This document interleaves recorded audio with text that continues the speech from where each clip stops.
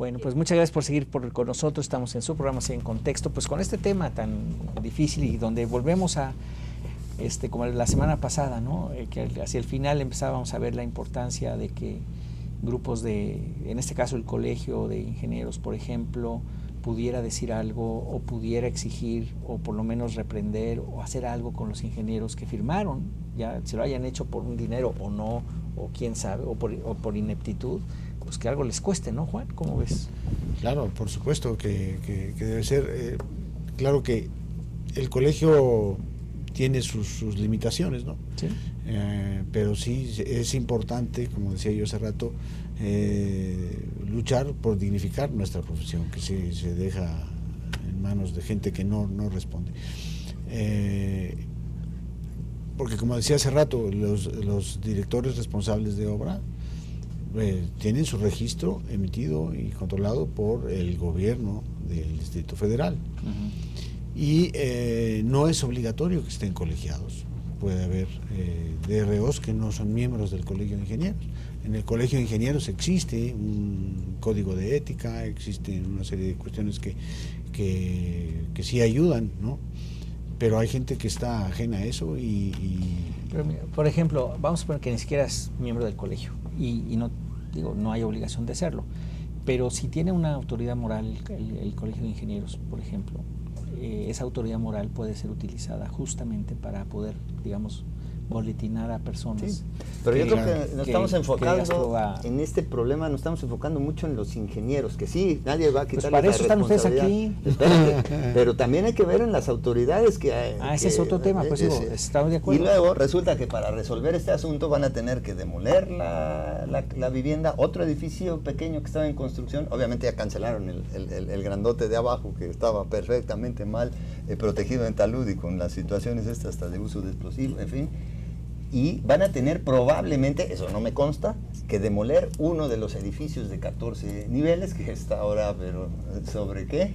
Y para no patear el talud, o sea, la inclinación no tape la boca del túnel de este fraccionamiento carísimo, porque van a tener que correrse un buen para poder hacer un talud ahora sí adecuado, bien reforzado, bien anclado, con un espesor como debe de ser, no una capita de concreto lanzado ahí y tal, y darle una pendiente correcta para una situación difícil y proteger así los otros edificios que existen, ¿no? Bueno, por eso digo, se va a tener que resolver técnicamente. Va a ser muy costoso, probablemente, pues sí, no sé si intervengan también los del fraccionamiento en apoyar ese asunto, pero desde luego pues, el gobierno del Distrito Federal va a tener que absorber muchas cuestiones y probablemente los responsables compartan algo por ahí, ¿no? Pero la solución técnica no es fácil y además puede seguir afectando ese túnel que también es complicado. Pero volviendo al tema de la ética, ¿no? En la construcción, ya en el programa anterior decíamos, falta de ética de N. Por eso digo, en el programa pasado hablábamos de la responsabilidad política o a lo mejor de plano de corrupción, digamos de autoridades superiores que pudieran estar sí, siendo corrompidas o corrompiéndose ellas mismas al aceptar un dinero para poder dar un permiso, digamos. Pero eso se va escalando y a lo mejor les tocó un pedacito a los que firmaron. ¿no? Déjame, perdón. Y entonces, pero digamos pero centrando en la parte de ingeniería, que es lo que yo quisiera de este programa, aprovechándolos a ustedes como ingenieros, es cómo poder hacer que esa parte técnica, como dices tú, dignificar la profesión, ¿no? Sí. Pudiera salvaguardarse, porque la otra, hay otros caminos que ya se están tocando. Como digo, ya afortunadamente se está trabajando mucho para poder detener la corrupción de autoridades que ni siquiera aparecen por ningún contrato, sino son los que realmente dan las autorizaciones verbales incluso, sí. ¿no? Y ese es otro, ese se está atacando por otra vía. Verbales ilegales también en contrato, en licencias. Bueno, por eso digo licencias y otras cosas. Entonces, cómo llegas en la parte técnica, que es este programa, justamente a detenerlo, ¿no? ¿Cómo ves, Juana, entonces, además de la dignificación? Bueno, pues ahora sí que para detenerlo, es decir, hablamos ya de otros casos, ya no de este. No solo de este. ya de otros casos.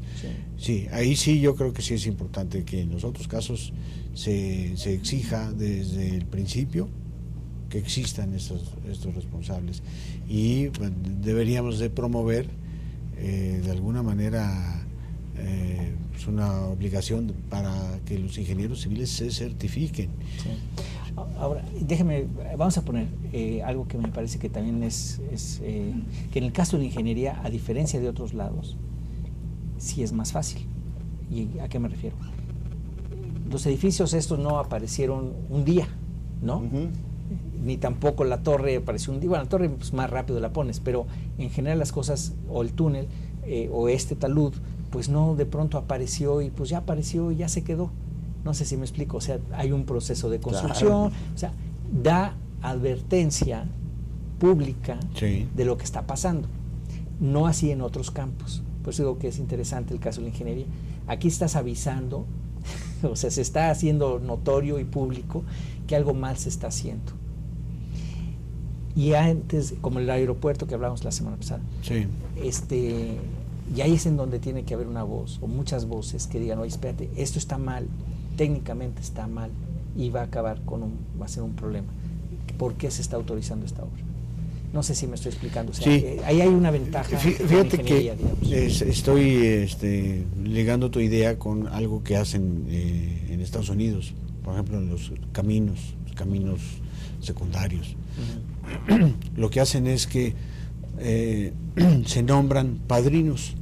Hay un padrino que cuida, vigila un camino, que es un ingeniero de la Sociedad Americana de Ingenieros. Entonces se dividen y ellos están ahí pendientes de lo que pasa. Y cuando observan algo, pues avisan, toman medidas. A lo mejor se podría hacer algo aquí parecido, ¿no?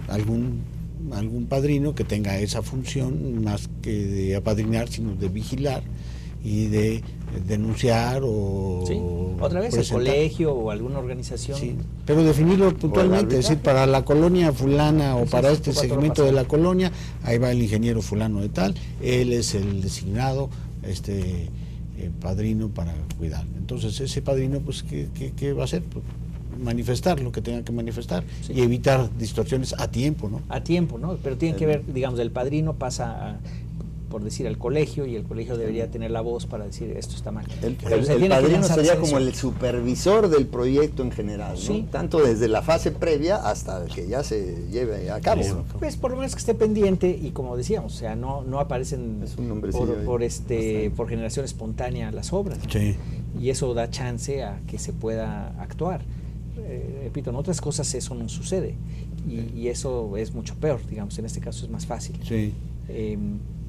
Pero necesitas que el colegio tome ese mandato. Exactamente, sí, de alguna manera, porque los vecinos se manejan pues por sí solos y con grupos que a veces funcionan y a veces no, a veces también se van con ciertos intereses, no necesariamente profesionales, o sea, no tienen ese conocimiento, esa responsabilidad. Sí, pues ahí también, o bien puede ser el colegio, o bien podría ser una organización exprofeso, pues, que estuviera monitoreando, que estuviera viendo, que tuviera... Pues hay organizaciones vecinales, por ejemplo, y si quieres te toco un tema de una... No, tenemos un minuto ya para irnos, ya no tenemos chance, pero en otro momento, sí.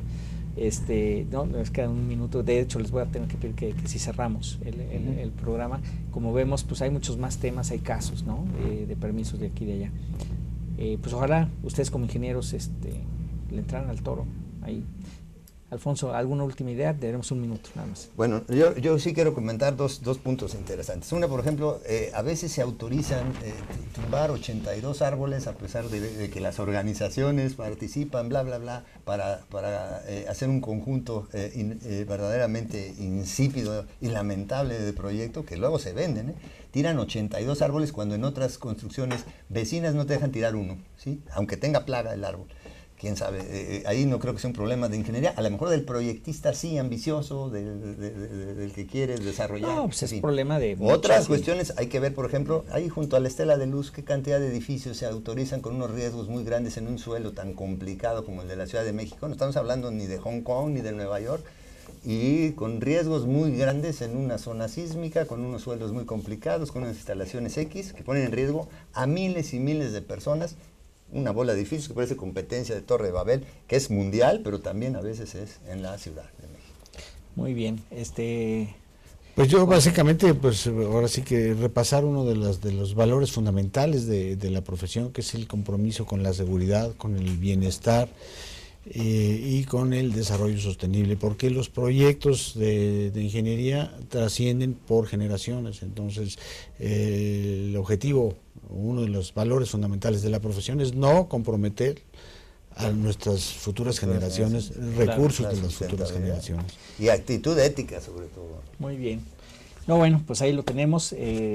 Muchísimas gracias, Juan, Alfonso, por acompañarnos. No, gracias. Y como ven ustedes, pues es un tema que hay que estar pendiente, y otra vez nos llama a la atención a la sociedad civil, de que estemos pendientes de lo que está pasando y que hablemos, que denunciemos cuando las cosas no van bien. Nos retiramos. Muchísimas gracias por su preferencia y les invitamos a la próxima edición de CEI en Contexto. Muy buenas noches. Muchas gracias. Muchas gracias.